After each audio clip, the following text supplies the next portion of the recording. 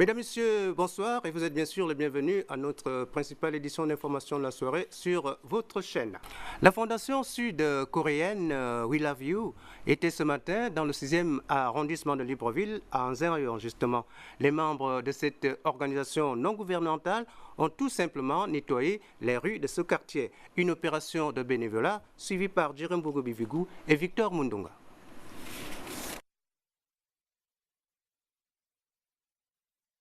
Faire de Nzayon le plus grand quartier de Libreville un endroit où on change de mentalité en faveur de l'environnement, tel est entre autres l'objectif poursuivi par la Fondation internationale We Love You en lançant cette opération de nettoyage.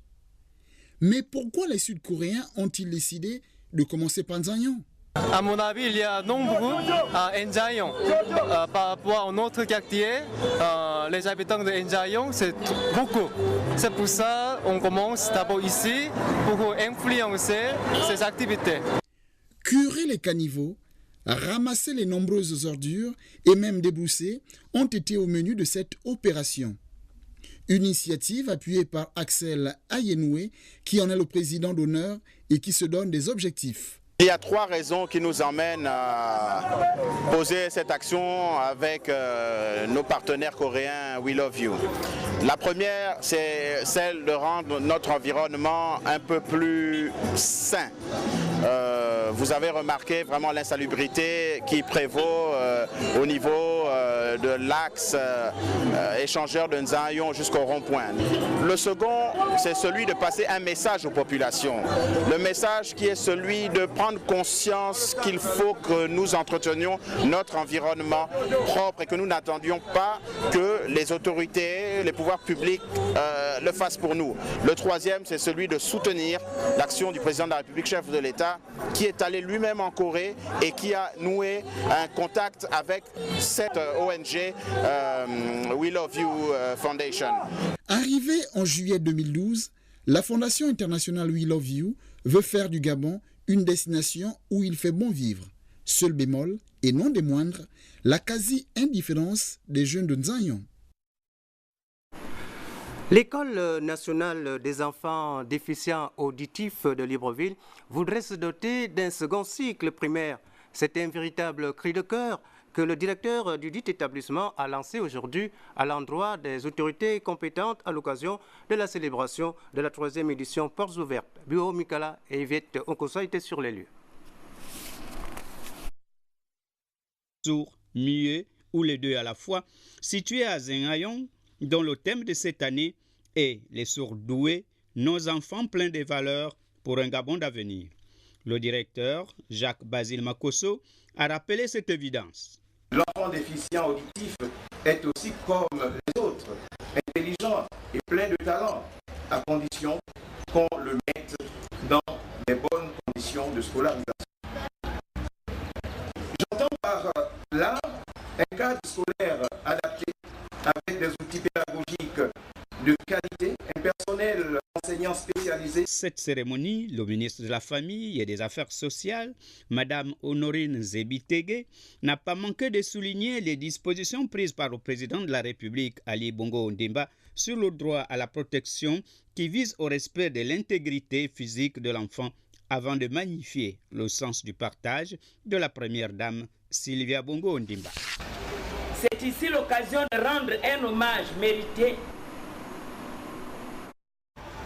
Son Excellence Sylvia Bongo Ondimba pour s'être donné corps et âme à la cause des personnes handicapées moteurs à travers la distribution de tricycles motorisés et d'appareils orthopédiques adaptés.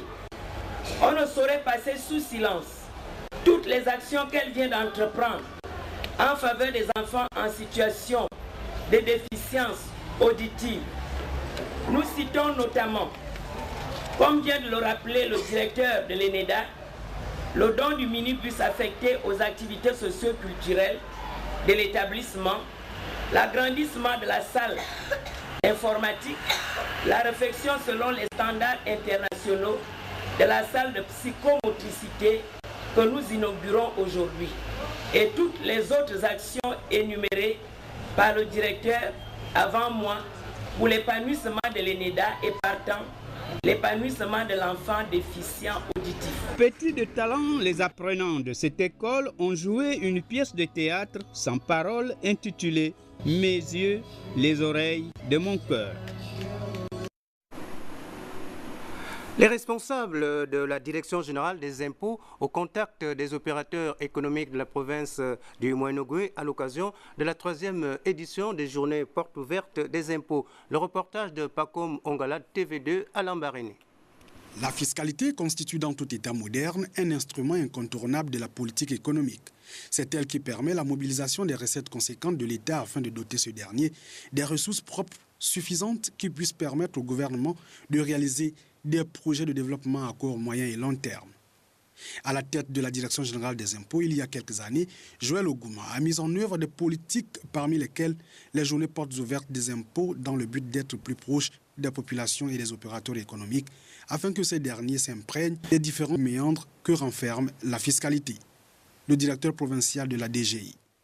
La présente journée nous offre l'occasion d'informer les contribuables, jusque-là inconnus de nos services, qu'en matière fiscale, une activité reste considérée comme informelle aussi longtemps qu'elle ne sera pas déclarée à l'administration fiscale et qu'il suffit pour eux de la déclarer, c'est-à-dire de se faire immatriculer auprès de l'administration des impôts pour sortir de l'informel et entrer dans la légalité d'un impôt émergent.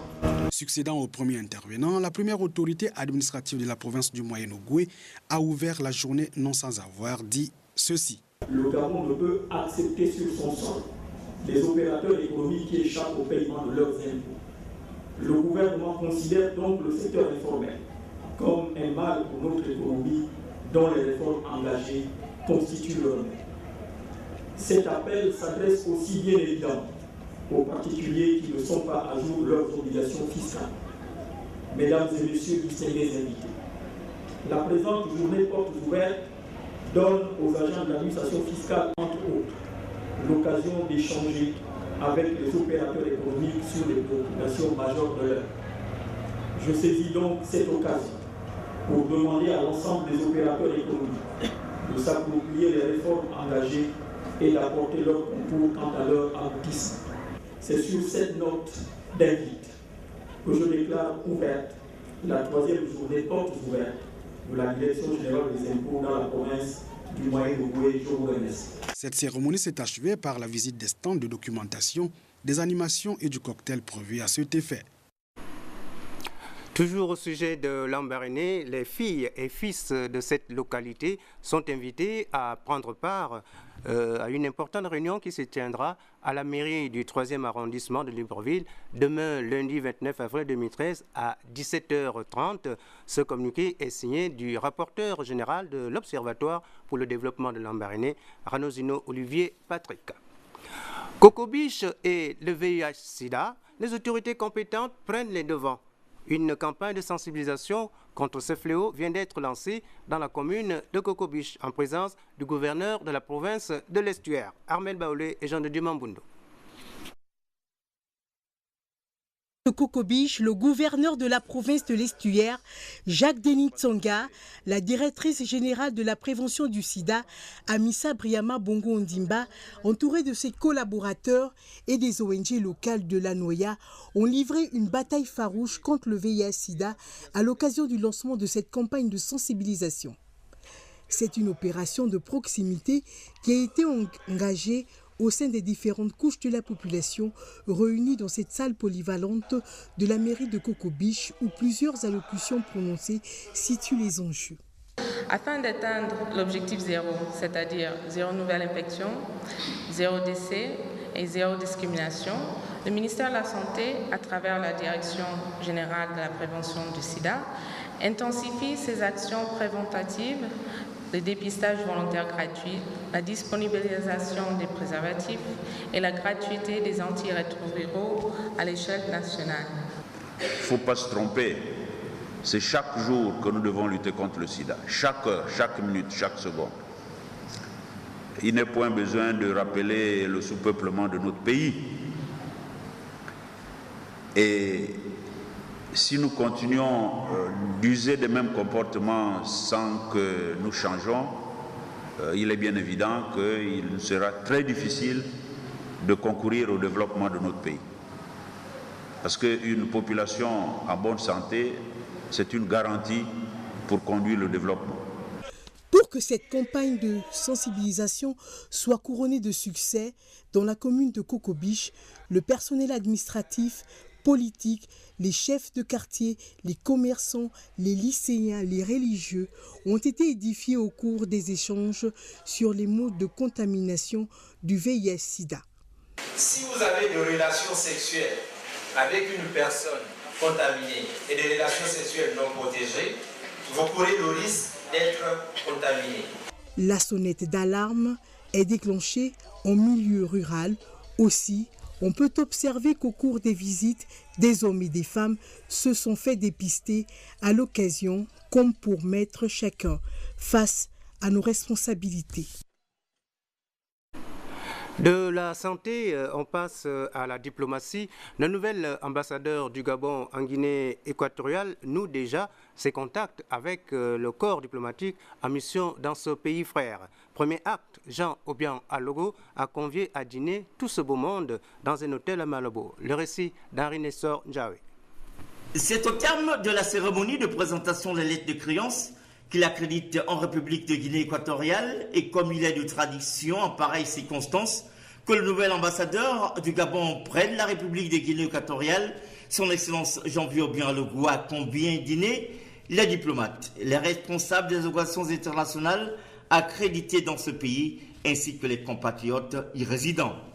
Un grand jour pour le diplomate gabonais au regard des relations amicales et fraternelles qui unissent les peuples gabonais et équato-guinéens, rehaussés au plus haut niveau par les deux chefs d'État Ali Bongo Ondimba et Teodoro Obiang Nguema. Lesquelles relations a soutenu Jean-Pierre Obiang Alogo commandent de se mettre au travail dans un souci de les raffermir et de les consolider davantage.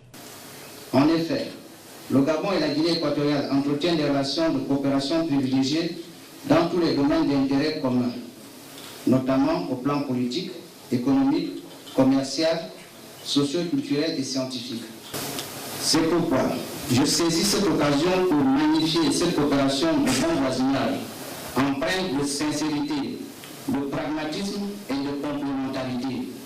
Je souhaite que cette convivialité légendaire entre nos deux pays, impulsée par le président Ali Bongo Ondimba et Teodoro Obiang Nguema se perpétue et nous sert de matrice dans toutes nos actions, chacun à son niveau de responsabilité. C'est donc une journée placée sous le signe du renforcement de la coopération entre la Guinée et le Gabon. Précisant que son Excellence Jean-Pierre Obiang Alogo a salué le comportement exemplaire des Gabonais résidant en Guinée équatoriale et précisément ceux de Malabo et de Bata qui se distinguent par le strict respect des lois et règlements en vigueur. Un toast a été levé sous le signe du renforcement de la coopération entre les deux États. Bien, c'est la fin de ce journal. Merci d'avoir été des nôtres. Demain, 13h, Tatiana Miko, 20h, Amélie Blanche-Mbougou. Mesdames, Messieurs, passez une bonne soirée et bon début de semaine à tous. Au revoir et à très bientôt.